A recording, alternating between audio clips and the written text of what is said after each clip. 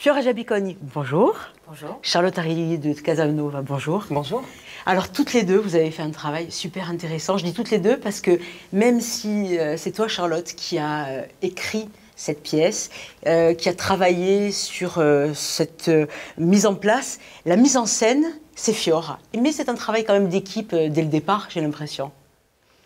Ah bah oui, complètement. Je veux dire, c'est un travail qu'on a fait en commun, à trois même, je dirais, avec Christine Bartoli qui a fait la scénographie et les lumières. Et on a vraiment travaillé ensemble. Même à quatre, Olivier Berthollet qui a fait la musique aussi. Oui, c'est vrai. La musique a été...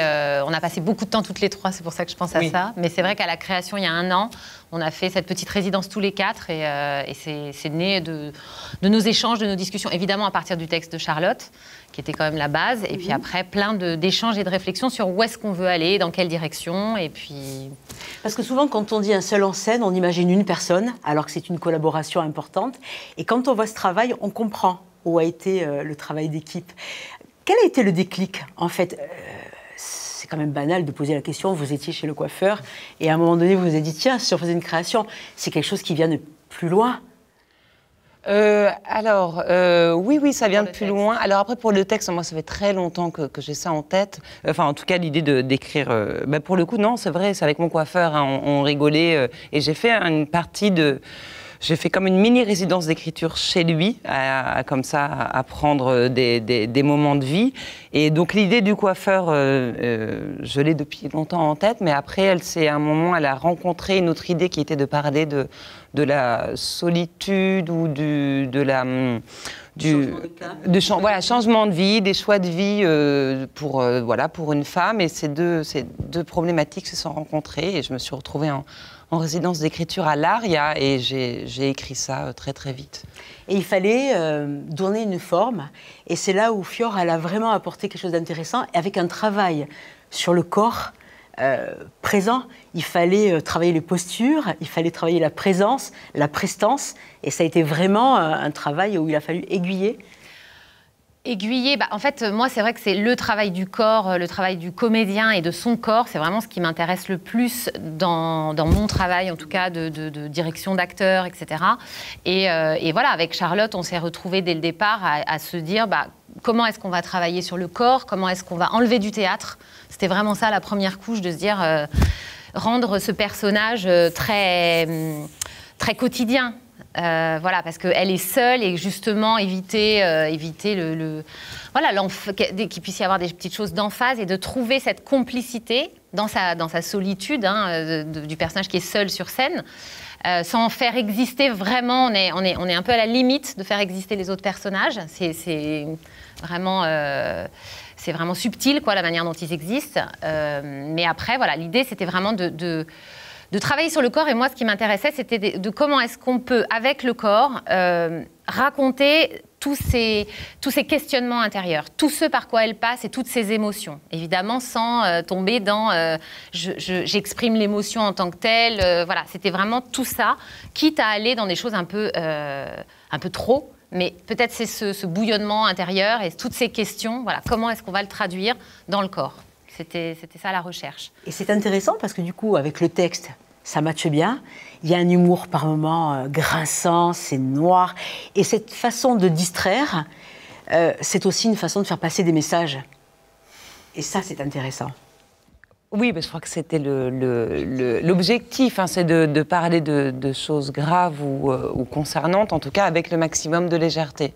Et de superficialité, soi-disant, mais en fait, pour moi, ça l'est absolument pas. Mais je crois que c'était vraiment...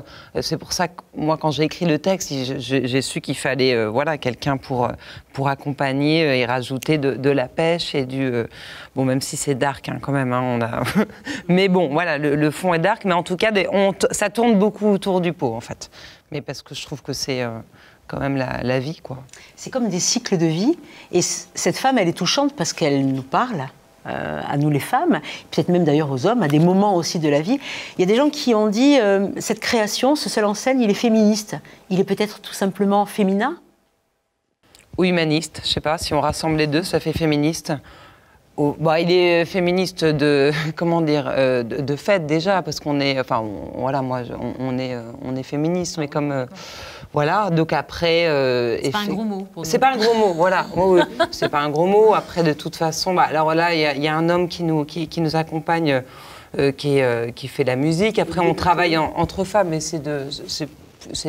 voilà, c'est aussi par intérêt, affinité artistique en tout cas. Après, c'est vrai que quand même, cela dit, pour moi, il était important. Je pense que si j'ai commencé à écrire, parce que moi, j'adore le théâtre, j'adore les textes, la littérature, Tchekhov, Claudel. Enfin, je viens de ça. Et à un moment, je me suis dit, bah, j'ai envie aussi de parler d'aujourd'hui. J'ai envie de me confronter à mes problématiques à moi. Et c'est vrai que j'ai dû passer par l'écriture. Et c'est une écriture féminine. Voilà, qui passe. Mais parce que je pense que j'en manque aussi. J'en manquais aussi c'était pas des choses que je voyais. Je voyais des spectacles écrits par des femmes, mis en scène par des femmes. C'est mine de rien pas si courant. Et cette parole-là, moi, je sais que j'aime l'entendre. Et donc là, j'ai voulu la donner.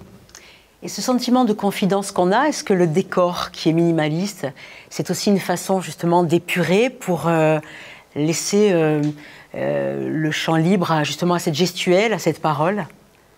Ouais, je pense que c'était un vrai choix qu'on avait de pas... D'abord, on avait envie de pouvoir porter aussi le spectacle dans plein de lieux. Hein, c'était quand même un aspect.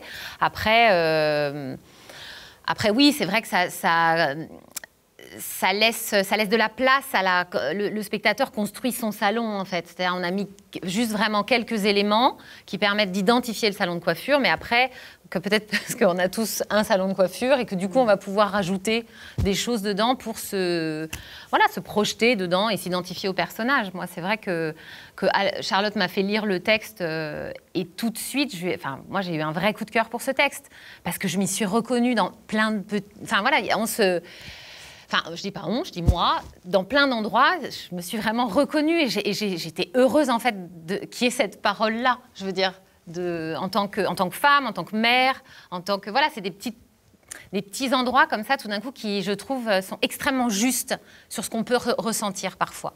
Et c'est ce qui fait que le public accroche aussi, c'est-à-dire qu'à un moment donné, il y a ces petites choses qui évoquent des moments de vie, des scènes finalement assez quotidiennes et qui nous font nous dire « Ouf, mais ça me parle ». Mais cette détresse, ce questionnement, c'est aussi le mien par moment.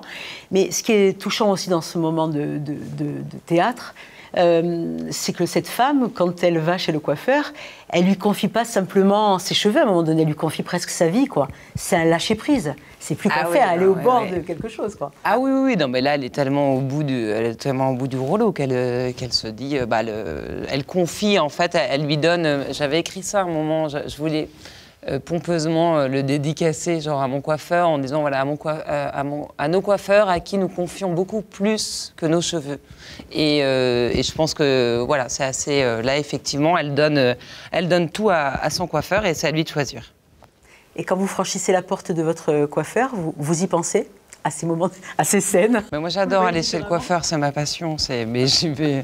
Mais parce que non, mais j'adore parce que j'adore aussi aller dans les bars. J'adore aller. Mais c'est-à-dire que c'est des endroits de vie. Alors, c'est sûr que c'est peut-être un peu plus le gynécée, mais encore voilà, moi, j'adore de toute façon, et c'est ce qui nous manque là. C'est voilà, j'aime aller chez le coiffeur comme j'aime aller boire un coup en fait, parce que t'entends de tout. Mais t'as tout. C'est les rois du monde, les coiffeurs.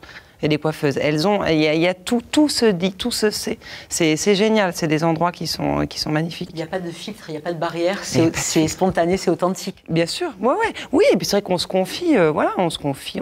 Alors moi, je parle très peu. Pour de vrai, chez le coiffeur, parce que j'aime écouter. Ouais. Ou sinon, je parle, mais je traumatise et je... Alors, voilà. Vous le pensez vraiment, toutes les deux, qu'une femme qui change de couple, c'est une femme qui change de vie, vraiment, avec l'expérience, avec les retours que vous avez eus? De toute façon, c'est Coco Chanel qui le dit, hein. Et puis c'est un dicton, enfin c'est un adage. Après, clairement... alors, faut pas s'inquiéter non plus. C'est pas parce que votre femme se coupe les cheveux qu'elle va se barrer. On ne panique pas. Mais ça peut être aussi signe d'une envie de métamorphose ou de. Non, toutes les femmes qui changent de couple ne vont pas se barrer. Mais après, c'est des points. Et c'est vrai que moi, en le jouant, même des gamins, des enfants qui l'ont vu, qui me racontaient leur coupe après. Ah oui, alors tu vois, moi, quand je me suis coupée. Enfin, ça parle. Voilà. Je crois qu'on a tous des coupes ou des filles. Des rencontres, c'est des moments clés, quoi. Moi, ça me faisait marrer raconter la vie à travers le cheveu. Ça me faisait rire, mais avant tout, c'est pour rigoler aussi. Et De quoi je m'en mêle pourrait avoir une suite? On pourrait imaginer cette femme ailleurs que chez le coiffeur, dans un bar par exemple? Non. Non, je pense pas. Non, De quoi je m'en mêle, suite et fin. Non, elle s'en va et elle est dans la... c'est pas fini, c'est pas gagné. Non, je pense pas qu'il y aurait de suite. Voilà. Après, même c'est très daté parce que en fait, moi, je l'ai écrit juste après l'incendie de Notre-Dame, qu'on a complètement oublié, c'est plus du tout dans la mémoire collective. C'est vraiment l'événement, parce qu'entre-temps, voilà, il se passe ce qui se passe. Mais voilà, c'est très daté dans le temps aussi. Et on a l'impression que c'était il y a un siècle, pour le coup. Et que ça nous touche. Enfin, on s'en fout maintenant de ce qui s'est passé. Bon, alors, prochain rendez-vous chez le coiffeur, je crois qu'il y en a une qui y va demain. Demain. Voilà. Ah, moi aussi, dans pas longtemps. Oui, il faut que je fasse la coupe, j'ai pas eu le temps de la faire. J'y vais moi aussi. Ah ben voilà. Merci à toutes les deux. Merci pour De quoi je m'en mêle. Et à très bientôt sur Arte et sur Via Style. Merci. Merci.